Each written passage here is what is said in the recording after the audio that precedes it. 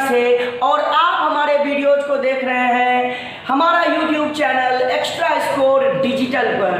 बच्चों फटाफट हमारे चैनल से जुड़ जाइए और जो भी हमारे नए व्यूवर्स हैं वो हमारे चैनल को सब्सक्राइब कर लीजिए और नोटिफिकेशन ऑन कर दीजिए ताकि आपको हमारे चैनल पे दी जाने वाली वीडियोज का अपडेट्स आपको मिल जाएगा। हम बच्चों डेली लाइव मिलेंगे आपसे सुबह के 10 बजे फिजिक्स का कोर्स लेकर के। और हमारा जो अभी टॉपिक चल रहा है, जो चैप्टर चल रहा है, वो चैप्टर है प्रकाश का परावर्तन। जो चैप्टर है वो है प्रकाश का परावर्तन और इसके ऊपर हमने 2 लेक्चर पहले ही ले लिए हैं। ये हमारा तीसरा लेक्चर है और इस तीसरे लेक्चर में हम प्रकाश के परावर्तन के कुछ और टॉपिक्स लेकर के आए हैं जिसको आपके समक्ष रखेंगे। तो बच्चों फटाफट अपना कॉपी ले आइए और जितने भी आपके फ्रेंड्स हैं उनके बीच हमारे वीडियोज को शेयर कर दीजिए ताकि वो भी हमारे वीडियोज को देख सकेंगे। तो बच्चों हम प्रकाश का परावर्तन का जो आप टॉपिक लेकर के आए हैं उसमें सबसे पहला टॉपिक हम लोग पढ़ेंगे पारदर्शी पदार्थ, है ना। कौन सा टॉपिक पढ़ेंगे? पारदर्शी पदार्थ। तो चलिए हम पारदर्शी पदार्थ समझते हैं और उसको सीखने की कोशिश करते हैं। तो पारदर्शी पदार्थ सबसे पहला हेडिंग दे दीजिए अपने कॉपी पे और लिखिए पारदर्शी पदार्थ। पारदर्शी पदार्थ, है ना। आपको दिख रहा है बोर्ड पे जो मैं लिख रहा हूं, दिख रहा है ना। पारदर्शी पदार्थ किसे कहेंगे? पारदर्शी पदार्थ ऐसा पदार्थ जिससे प्रकाश की किरण आर पार कर जाती हो, है ना, उसको पारदर्शी पदार्थ कहेंगे। जैसे आपके सामने कांच का टुकड़ा हो तो आप क्या देखते हैं, अगर कांच का टुकड़ा एकदम सही है, घिसा हुआ नहीं है, तो प्रकाश की किरण इधर से उधर पार कर जाती है। या साफ पानी है तो साफ पानी में प्रकाश की किरण इधर से उधर पार करती है। यानी कि जब भी प्रकाश की किरणें किसी पदार्थ को आर पार कर जाती हो तो ऐसे पदार्थ को पारदर्शी पदार्थ कहते हैं। तो चलिए परिभाषा लिख लेते हैं। जब प्रकाश की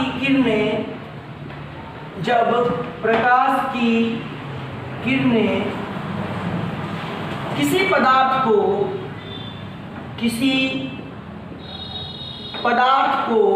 आर पार कर जाती हो, किसी पदार्थ को क्या कर जाती हो? Are par. आर पार मतलब एक तरफ से दूसरे तरफ चला जाना, है ना। तो आर पार कर जाती हो तो ऐसे पदार्थ को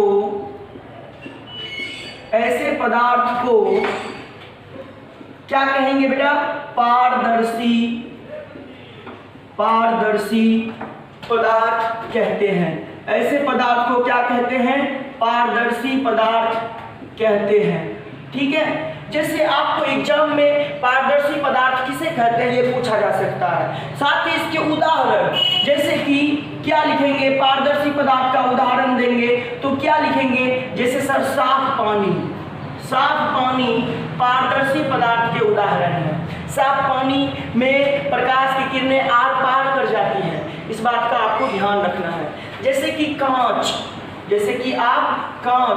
ऐसा कांच जो ना तो घिसा हुआ हो ना ही पॉलिश किया हुआ हो, ठीक है, वैसे कांच के बारे में हम बात कर रहे हैं। उससे प्रकाश की किरणें जो होती हैं वो आर पार कर जाती हैं। जैसे हवा आदि, है ना, हवा से भी प्रकाश की किरणें आर पार करती हैं। तो अगर आपको दिया हुआ हो कि हवा कैसा पदार्थ है तो आंसर होगा हवा सर पारदर्शी पदार्थ है क्योंकि इससे प्रकाश की किरणें आर पार कर जाती है। उसी तरह कहेगा साफ पानी कैसा पदार्थ है तो आप क्या बोलेंगे?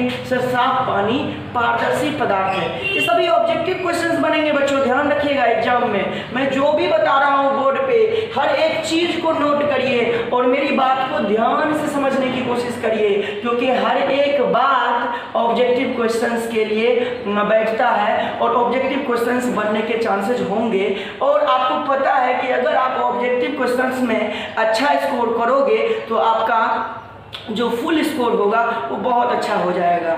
ओके, तो पहला चीज हमने पढ़ लिया पारदर्शी पदार्थ, यानी जब प्रकाश की किरणें किसी पदार्थ के आर पार कर जाती हो तो ऐसे पदार्थ को पारदर्शी पदार्थ कहते हैं। सिंपल सा चीज था, साफ पानी, कांच, हवा, इसके क्या है उदाहरण है। चलिए बढ़ते हैं और लेते हैं अगला टॉपिक, जिसको हम लोग बोलेंगे पारभासी पदार्थ। क्या बोलेंगे? पारभासी पदार्थ। तो चलिए हम मिटाते हैं और लेते हैं अगला टॉपिक। तो अगला टॉपिक है हमारा पारभासी पदार्थ। पारभासी पदार्थ। पारभासी पदार्थ। पारभासी पदार्थ किसे कहते हैं? ऐसे पदार्थ जिनसे प्रकाश के किरणों का आंशिक भाग यानी कुछ हिस्सा, कुछ भाग ही उसको पार कर पाता हो, पूरा का पूरा पार नहीं कर पाता हो, तो ऐसे पदार्थ को हम बोलेंगे पारभासी पदार्थ। यानी ऐसा पदार्थ आप सोचिए क्या क्या हो सकता है जिससे प्रकाश की किरणों का कुछ ही हिस्सा, कुछ ही भाग पार कर पाता हो। यानी कि जैसे मान लो आपके पास पेपर है और उस पेपर में तेल लग गया हो, और उस पेपर को जब आप लाइट के सामने रखेंगे तो क्या देखेंगे? प्रकाश की किरणों का कुछ हिस्सा ही उसको पार कर पाया, पूरा का पूरा पार नहीं कर पाया। उसी तरह अगर कांच को आप घिस दो, कांच को क्या करो? घिस दो, तो घिसा हुआ कांच जो होता है उसका कुछ ही हिस्सा, उसमें प्रकाश की किरणों का कुछ ही हिस्सा पार कर पाता है।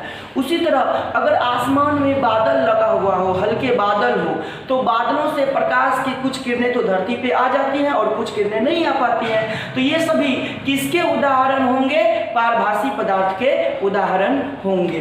तो हम क्या लिखेंगे परिभाषा? ऐसे पदार्थ जिनसे प्रकाश की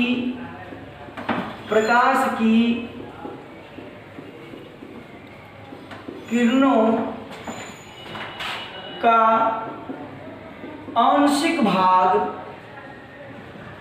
आंशिक भाग ही पार कर पाता हो, तो ऐसे पदार्थ को क्या बोलेंगे हम लोग? पारभासी पदार्थ कहते हैं। ऐसे पदार्थ को पारभासी पदार्थ कहते हैं। ठीक है, जैसे एग्जाम्पल के तौर पे मैंने आपको क्या बताया?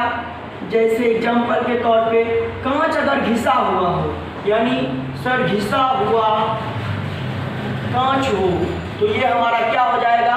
पारभासी पदार्थ का एग्जाम्पल। जैसे तेल लगा कागज हो, क्या हो? तेल लगा कागज हो, तो ये आपका किसका एग्जाम्पल हो जाएगा? पारभासी पदार्थ का एग्जाम्पल हो जाएगा। उसी तरह अगर हल्के बादल हो, तो हल्के बादल किसका एग्जाम्पल हो जाएगा? पारभासी पदार्थ का एग्जाम्पल हो जाएगा, इत्यादि। तो ये सभी चीजें जो है, जैसे कि आप एक देखते होंगे पियर्स का साबुन देखते होंगे, है ना? पियर्स का साबुन को आपने कभी ध्यान से देखा है? पियर्स का जो साबुन होता है वो साबुन में प्रकाश की किरणें आर पार करती हैं, उनका कुछ हिस्सा आर पार करती हैं, इसलिए आप धुंधला चीज़ें उसके थ्रू आप देख पाते हो। जो पियर्स साबुन होता है, जो लोग यूज करते होंगे उनको पता होगा, जो नहीं यूज करते होंगे वो एक बार ज़रूर ट्राई करें, क्योंकि ये फिजिक्स जो है ये बिल्कुल प्रैक्टिकल का चीज़ है, हमें ट्राई करना चाहिए कोई चीज़ों को, और जब आप ट्राई करेंगे तो बिल्कुल आपको समझ में आएगा। ओके, तो आप पियर्स का साबुन भी मैं यहाँ पे लिख देता हूँ। जो पियर्स का साबुन होता है, जो सोप होता है, वो भी इस पारभासी पदार्थ के एग्जाम्पल है। ओके, तो ये भी एक तरह का प्रैक्टिकल हुआ, आप चाहे तो कर सकते हैं। ओके, तो चलिए अब अगला जो टॉपिक लेंगे हम लोग अपारदर्शी पदार्थ लेंगे और उसको समझेंगे, ठीक है? हाँ, तो बच्चों अब हमारा जो नेक्स्ट टॉपिक है, जो तीसरा टॉपिक है, उसको हम लोग बोलेंगे अपारदर्शी पदार्थ। नाम में ही समझ गया होगा कि मैं किसके बारे में बात करने वाला हूँ। अपारदर्शी पदार्थ यानी ऐसे पदार्थ जिनको प्रकाश आर पार नहीं कर पाती हो। ओके, ऐसे पदार्थ जिनको प्रकाश आर पार नहीं कर पाती हो, तो ऐसे पदार्थ को हम अपारदर्शी पदार्थ कहते हैं। एग्जाम्पल के तौर पे आप देख सकते हैं कि कोई भी दीवार है, क्या दीवार को प्रकाश की किरणें आर पार कर पाती हैं क्या? बिल्कुल नहीं। किताब ले लो, किताब एकदम सिंपल किताब आप प्रकाश के सामने या टॉर्च के सामने डाल दो, क्या बुक के दूसरे साइड, किताब के दूसरे साइड प्रकाश की किरणें जाती है क्या? बिल्कुल नहीं जाती है सर। तो ऐसे पदार्थ को ही हम अपारदर्शी पदार्थ कहते हैं बच्चों, यानी जिसको प्रकाश की किरणें पार नहीं कर पाती हो। यानी ऐसे पदार्थ जिन्हें प्रकाश की किरणें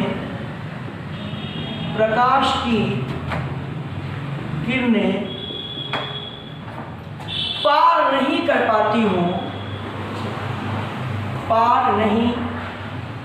कर पाती हो, तो ऐसे पदार्थ को कौन सा पदार्थ कहेंगे? अपारदर्शी पदार्थ कहते हैं। क्या कहते हैं? अपारदर्शी पदार्थ कहते हैं। एग्जाम्पल के तौर पे मैंने आपको बताया हुआ है, जैसे में आपका क्या हो जाएगा? दीवार, ये मूवी का नाम नहीं है बच्चों, ये दीवार जो हमारे घरों की दीवार होती है वो उनके बारे में मैं बात कर रहा हूँ। ये दीवार अमिताभ बच्चन की कोई मूवी नहीं है। ओके, चलिए अगला चलते हैं। ये दीवार के बाद आपका कोई किताब हो, है ना, कॉपी हो, है ना, टेबल हो, इस तरह से कई सारे उदाहरण आप ले सकते हैं जिनको प्रकाश की किरणें पार नहीं कर पाती है। तो सिंपल सा है, पारदर्शी, पारभासी और अपारदर्शी, इन तीनों को हमने समझा।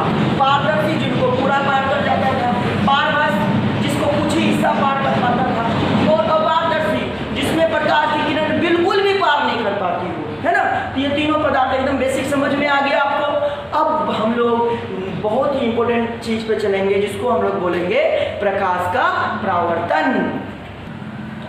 तो अब हम आ गए हैं बहुत इंपॉर्टेंट टॉपिक, प्रकाश का परावर्तन। और बच्चों यहाँ से कुछ भी मिस मत करना, क्योंकि अब तक जो हमने पढ़ा वो बिल्कुल थ्योरी था, लेकिन अब थ्योरी प्लस कॉन्सेप्ट दोनों होगा, जिससे आप थ्योरी तो सीखोगे ही सीखोगे, साथ में न्यूमेरिकल सॉल्व करने की कैपेबिलिटी भी आपके अंदर आएगी। तो कॉन्सेप्ट मिस नहीं करना है। तो सबसे पहले हम जो हमारा यहाँ पे जो पहला टॉपिक होगा, प्रकाश का परावर्तन, और हम समझेंगे कि प्रकाश का परावर्तन किसे कहते हैं।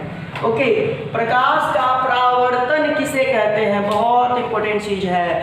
क्योंकि इंपॉर्टेंट इसीलिए है क्योंकि ऑब्जेक्टिव के क्वेश्चंस भी बनते हैं, सब्जेक्टिव के क्वेश्चंस भी बनते हैं, साथ में न्यूमेरिकल क्वेश्चंस भी बनते हैं।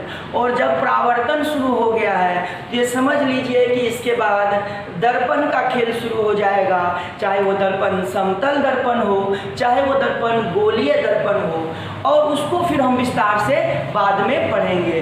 तो यहाँ से जो आपका लिंक है, जो कड़ी है, वो जुड़ गया। मतलब अगर आपको आगे की चीज को समझना है तो पीछे की चीज समझना बहुत जरूरी, मतलब यहाँ से चीज मिस नहीं होना चाहिए, नहीं तो आगे की चीज समझने में आपको बार बार पीछे की वीडियो को देखना पड़ेगा और देखना पड़ सकता है। तो सबसे पहले हम प्रकाश का परावर्तन की परिभाषा क्या होती है, प्रकाश क्या होता है, प्रकाश का परावर्तन, पहले इसको समझेंगे, और उसके बाद हम परावर्तन के नियम के बारे में जानेंगे कि कितने नियम हैं। ओके, तो प्रकाश का परावर्तन किसे कहते हैं, मैं आपको एक सिंपल सा चीज बता दूं।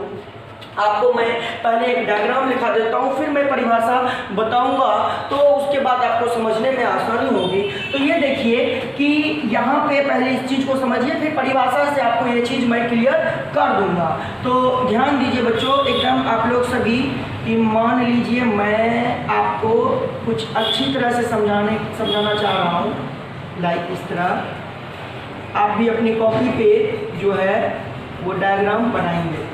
ओके, अब मैंने क्या किया, ये हमारा एक समतल है, ये हमारा क्या है, एक समतल है। आप समझेंगे कि ये मैंने क्यों बनाया। आपको समझ में आ जाएगा।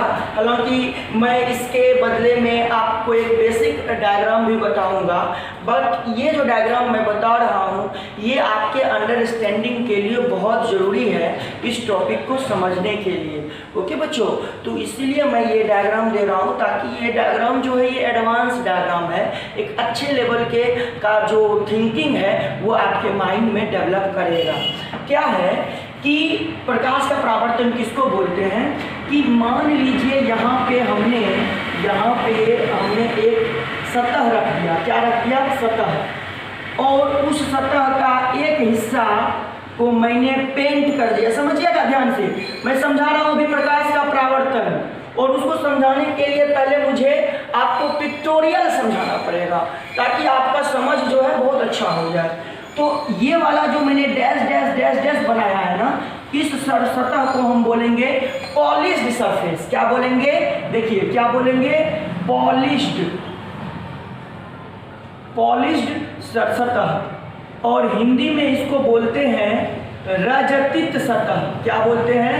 रजतित सतह। ओके, और ये जो ऊपर वाला सतह होगा इसी का, नीचे वाला तो सतह पेंट किया हुआ है जिसको हम पॉलिश्ड सतह बोल दिए, और उसको हिंदी में राजतित सतह बोलेंगे। और जो ऊपर वाला है ये पेंट किया हुआ नहीं है, ये जैसा था वैसा है, इस सतह को बोलेंगे परावर्तक सतह। ध्यान दीजिएगा, इसको क्या बोलेंगे? परावर्तक सतह। अब आप सोच रहे होंगे सर ने तिरछा क्यों बनाया? तिरछा इसीलिए बनाया ताकि आपको समझ में आए मैं चीज क्या बनाने वाला हूँ। ये समतल है, ये क्या है? समतल है। ये देखिए ये समतल, ये एक समतल अब दिख रहा होगा। ये एक तरह से चीज है जो किसके ऊपर रखा हुआ है ना। आप एक तरह से ऐसे कर लो कि यहाँ पे ऐसा चीज दिखा दो और इसके ऊपर एक कॉपी रख दो। अब मैंने क्या किया? प्रकाश की किरण को यहाँ से गिराया इसी सतह में, इसी समतल में। ये देखिए प्रकाश की किरण को गिराया। ये किरण को हम बाद में नाम देंगे जिसका नाम होगा आपतित किरण। सभी को हम बारी बारी से समझेंगे। जब प्रकाश का परावर्तन टॉपिक के लिए आया है तो सभी को समझेंगे। जिस जगह पे ये गिरा है, जिस जगह पे ये गिरा, तो ये हमारा आपतित किरण हो गया। ठीक है, अब आप देख पा रहे होंगे कि मैंने इस समतल में एक किरण को गिराया। अब ये किरण जब इस परावर्तक सतह से टकराएगी तो टकराने के बाद ये वापस इसी समतल में लौट जाएगी पीछे की तरफ। इसी समतल में पीछे की तरफ लौट जाएगी। जिस बिंदु पर ये प्रकाश की किरण गिरी है उस बिंदु का नाम अगर ओ दे, ये बिंदु हमारा आपतन बिंदु कहलाएगा। क्या कहलाएगा? आपतन बिंदु। ये हमारा क्या कहलाएगा? आपतन बिंदु। और ये जो हम लाइन बना रहे हैं इसको हम लोग बोलेंगे अभिलंब। इसको क्या बोलेंगे बच्चों? अभिलंब बोलेंगे। और ये वाला जो किरण है ये परावर्तित किरण है, ये परावर्तित किरण है। तो प्रकाश का परावर्तन क्या होता है? किसी माध्यम से आ रही प्रकाश की किरणें किसी सतह, कौन सा सतह सर? परावर्तक सतह। परावर्तक सतह से टकराने के बाद वापस उसी माध्यम में लौट जाती है, तो इस घटना को प्रकाश का परावर्तन कहते हैं, है ना। देखो कितना आसानी से समझ में आ गया। किसी माध्यम से आ रही प्रकाश की किरणें, है ना, किसी परावर्तक सतह से टकराने के बाद वापस उसी माध्यम में लौट जाती है, तो इस घटना को प्रकाश का परावर्तन कहते हैं। तो चलिए हम परिभाषा लिखते हैं। आप डायग्राम नोट कर लीजिए पहले। ओके, अब हम परिभाषा लिखते हैं। तो हम क्या लिखेंगे? किसी माध्यम से आ रही प्रकाश की किरणें, प्रकाश की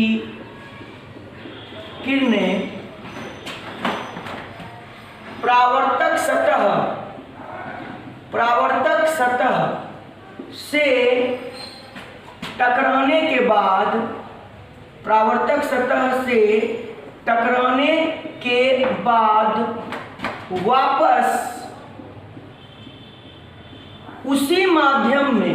वापस उसी माध्यम में लौट जाती है, तो इस घटना घटना को प्रकाश का परावर्तन, इस घटना को प्रकाश का परावर्तन कहते हैं। इस घटना को क्या कहते हैं? प्रकाश का परावर्तन। यानी किसी माध्यम से आ रही प्रकाश की किरणें परावर्तक सतह से टकराने के बाद वापस उसी माध्यम में लौट जाती है, तो इस घटना को हम प्रकाश का परावर्तन कहेंगे। ओके, यानी इसको इंग्लिश में क्या बोलते हैं? इसको इंग्लिश में बोलते हैं reflection of light. Reflection of light यानी प्रकाश का परावर्तन। अब इस प्रकाश के परावर्तन के दो नियम हैं। कितने नियम हैं? दो। और एक और चीज जान लीजिए, ये जो मैंने परावर्तक सतह बनाया है, सबसे अच्छा परावर्तक सतह किसका होता है? तो समतल दर्पण का होता है। किस दर्पण का? समतल दर्पण का परावर्तक सतह बहुत अच्छा होता है। उससे 100% प्रकाश की किरणें वापस उसी माध्यम में लौट जाती हैं जब उसके परावर्तक सतह पर प्रकाश की किरणें गिरती हैं। तो ठीक है, तो अगर हम बात करें परावर्तन के नियम की, अगर हम बात करें परावर्तन के नियम, तो प्रकाश के परावर्तन के दो नियम हैं। कितने नियम एग्जाम में आता है? और पिछले बार आपके एग्जाम में पूछा भी गया है कि प्रकाश के परावर्तन के कितने नियम हैं। कितना बेसिक सा सवाल है ना? तो हम क्या लिखेंगे? प्रकाश के परावर्तन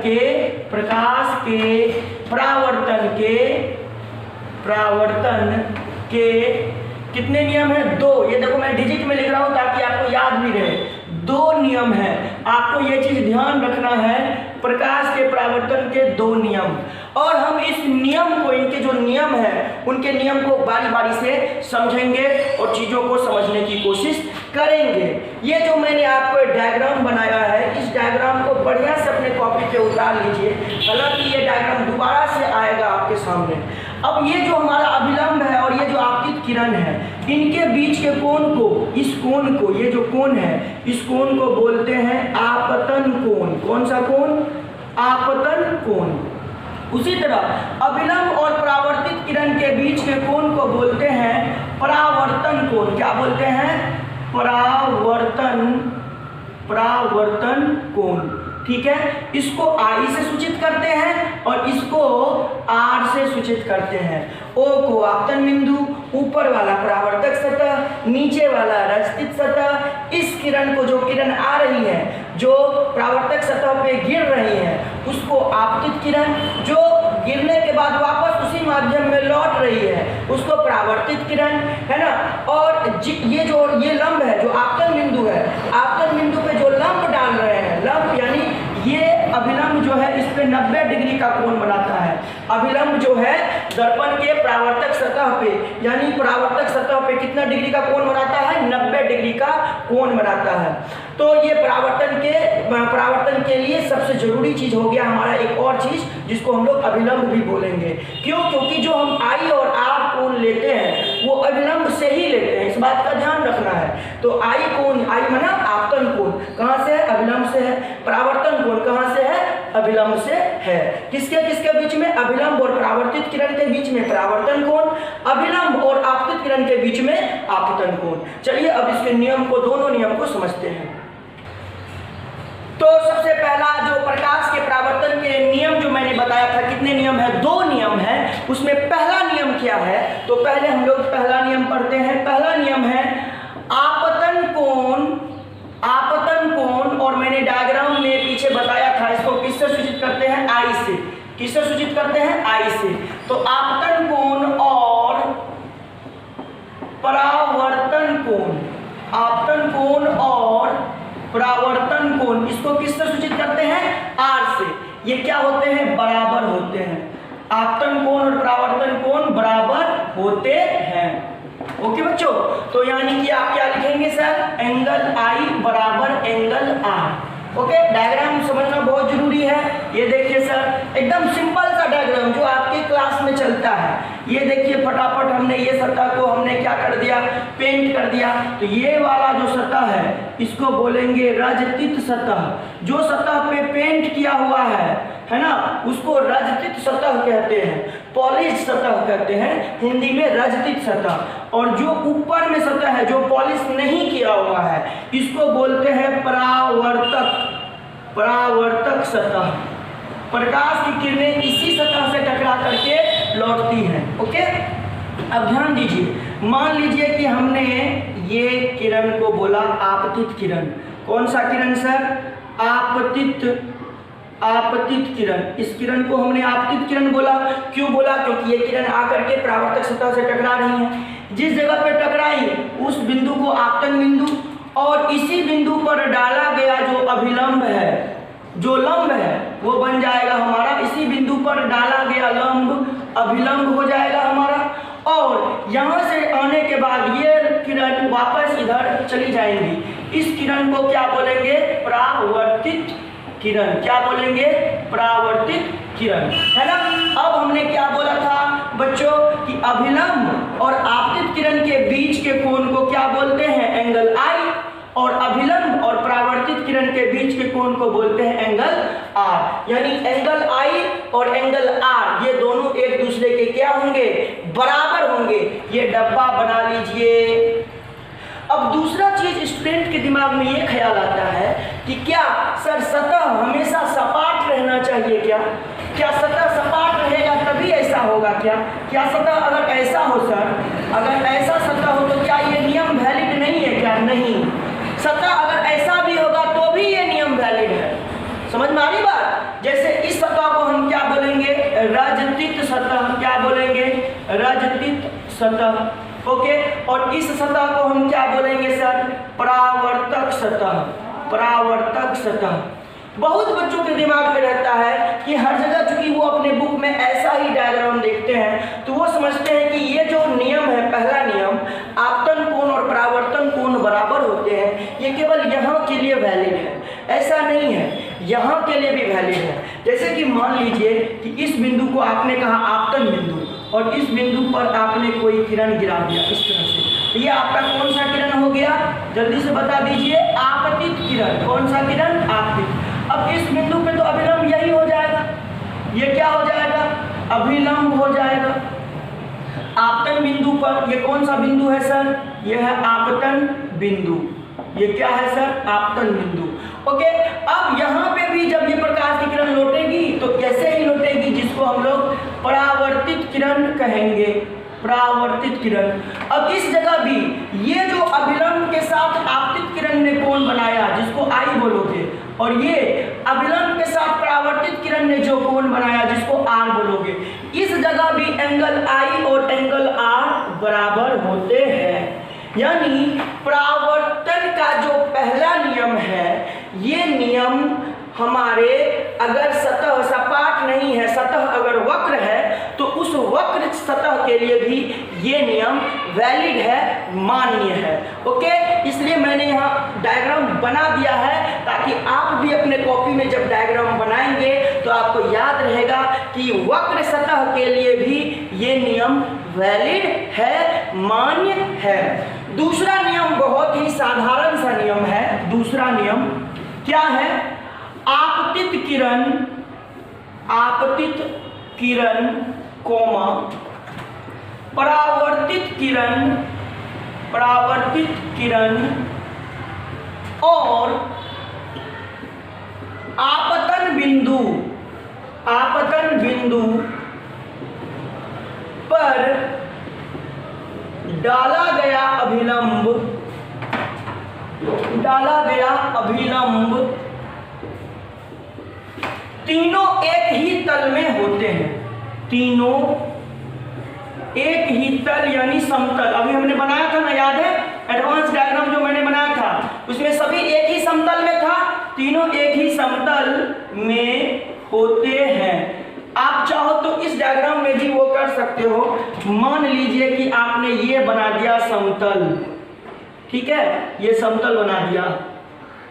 अब ऐसा नहीं है, जो प्रकाश की किरण आएगी इस समतल से होते हुए वो वापस उसी समतल में वापस लौटेगी। ये नहीं कि प्रकाश की किरण सर ऐसे आई और ऐसे निकल जाएगी, ऐसा नहीं होगा। अगर प्रकाश की किरण आई है ऐसे तो वापस उसी समतल में लौटेगी। इसीलिए ये जो है एक ही समतल में है, यानी जो प्रकाश की किरण आई और ये वाला आपतन बिंदु और ये वाला हमारा परावर्तित किरण, तीनों आपतन बिंदु का अभिलंब, ये देखिए ये अभिलंब, ये आपतित किरण और ये परावर्तित किरण, ये तीनों जो हैं ये और ये तीनों एक ही समतल में है। ओके, इसीलिए मैंने वो एडवांस डायग्राम बनाया था ताकि आप 3D व्यू में उसको थोड़ा सा अच्छा से समझ सको। ओके बच्चों, तो आज हमने प्रकाश के परावर्तन के नियम को समझा। आप इन नियम को बढ़िया से अपने कॉपी पे नोट कर लीजिए, क्योंकि आपको आंसर भी करना है, सब्जेक्टिव भी लिखना है और चीज़ों को समझना भी है। अगले लेक्चर में हम इसमें जो हमने टर्म यूज किया, आपतित किरण, परावर्तित किरण, अभिलंब, आपतन बिंदु, आपतन कोण, परावर्तन कोण, इनको बारी बारी से परिभाषित करेंगे और इनको सीखेंगे। तब तक हमारे चैनल पे आप यूं ही बने रहिए, हमारे वीडियोज को अपने दोस्तों के साथ जरूर शेयर करिए। Thank you so much, bye bye.